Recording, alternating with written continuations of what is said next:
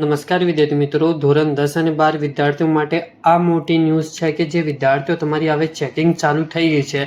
તો આવી વિદ્યાર્થીઓ તમે લોકોની જે બોર્ડ પરીક્ષા 2025ની અંદર તમે લોકોને કેટલા સુધી ગ્રેસિંગ માર્ક્સ મળી શકે છે અને કેવી રીતે મળશે, સંપૂર્ણ જાણકારી તમને લોકોને આ વિડીયોમાં મળી જશે. તો વિડીયોમાં સુધી બના રહેજો. નવા હોય તો સબસ્ક્રાઇબ કરજો, વિડીયો લાઇક શેર કોમેન્ટ કરજો વિદ્યાર્થીઓ, અને પ્લીઝ થોડો ઘણો સપોર્ટ આપજો વિદ્યાર્થીઓ. આપણે બી તમે લોકોને સપોર્ટ કરીએ જ છે. તો વિદ્યાર્થીઓ, હવે જે પહેલું તમારું ડાઉટ એ રહેશે કે જે હવે લગભગ બધા જ પેપર થવા આવી ગયા છે આપણા બધા જ ધોરણ 12માના અને 10માના વિદ્યાર્થીઓના.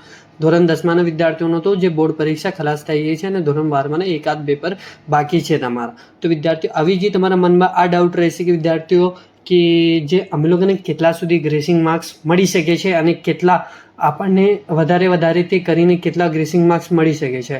તો વિદ્યાર્થીઓ, તમે લોકોને પહેલી વાત તો આ કે જે ધોરણ 10માના વિદ્યાર્થીઓ છે એ લોકોને જે 27 પાસિંગ માર્ક્સ છે અને ધોરણ 12માના વિદ્યાર્થીઓના 33 આઉટ ઓફ 100 એ લોકોના પાસિંગ માર્ક્સ છે વિદ્યાર્થીઓ. તો વિદ્યાર્થીઓ, હવે જે તમે લોકો માટે જો જેવી રીતે જે તમે લોકો મને પૂછતા હતા કે સર જે અમે લોકોને 1 2 3 4 5 માર્ક્સ સુધી અમે લોકોને જે ગ્રેસિંગ માર્ક્સ મળી શકે છે કે નહીં, સ્ટાર્ટ કરીને જે તમારા જે ફાઇનલની બોર્ડ પરીક્ષાની જે તમારી માર્કશીટ બનશે એની અંદર જે તમને સ્ટાર કરીને માર્ક્સ લખેલા રહેશે વિદ્યાર્થીઓ, જે વિદ્યાર્થીઓને ગ્રેસિંગ માર્ક્સ મળશે. અને વિદ્યાર્થીઓ, આપણે જે બોર્ડ પરીક્ષા જે એટલા વર્ષથી આપણે જે તમને લોકોની હેલ્પ કરી છે એટલા સુધીમાં તો આપણે જે ધોરણ 10માના 12માના વિદ્યાર્થીઓને 10 માર્ક્સ સુધી ગ્રેસિંગ માર્ક્સ જોવા મળ્યા છે. આપણને જે બીજા વિદ્યાર્થીઓને મળ્યા બી છે, 10 માર્ક્સ સુધી ગ્રેસિંગ માર્ક્સ આપ્યા છે જે ચેકિંગ કરવાવાળા આપણા ટીચર્સ છે એ લોકોએ. હવે જે વિદ્યાર્થીઓ તમે લોકોને કેટલા સુધી મળી શકે છે, કેમ કે એ તમારા ટોટલી તમારા પેપર પર ડિપેન્ડ કરે છે. તમે લોકોને કેટલા ગ્રેસિંગ માર્ક્સ જોઈએ છે, તમે લોકોએ કેવી રીતે પેપર અટેમ્પ કર્યું છે અને તમે લોકો કેવી રીતે પેપર લખીને આવ્યા છે, તો એ પર ડિપેન્ડ કરે છે આખું તમારું ગ્રેસિંગ માર્ક્સ વિદ્યાર્થીઓ.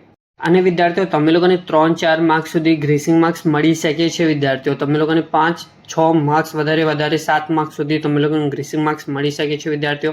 પણ એ તમારા ટોટલી તમારા પેપર ડિપેન્ડ કરે છે. તમે લોકોએ જે સેક્શન CDE કેવી રીતે અટેમ્પ કરીને આવ્યું છે, કેમ કે વધારે પડતી ગ્રેસિંગ માર્ક્સ એમાં જ અપાવી શકે છે, કેમ કે જે 1 માર્ક્સ 2 માર્ક્સ વાળા ક્વેશ્ચનમાં તમે લોકોને ગ્રેસિંગ માર્ક્સ નહીં અપાવી શકતા. એ તો તમે લોકોને બી ખ્યાલ છે વિદ્યાર્થીઓ.